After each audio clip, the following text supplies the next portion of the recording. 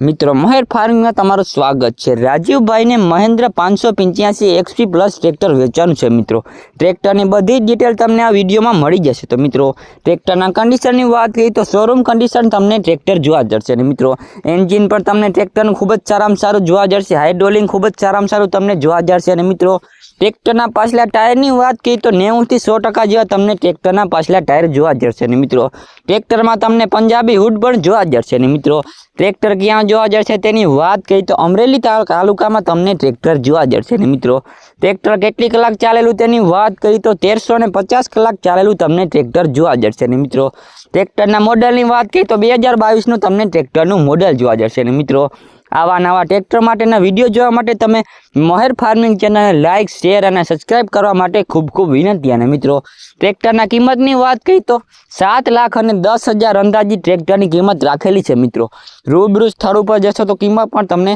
થોડો ઘણો ફેરફાર થઈ જશે। તો ખૂબ ખૂબ વિનંતી મિત્રો વિડીયો જોવા માટે।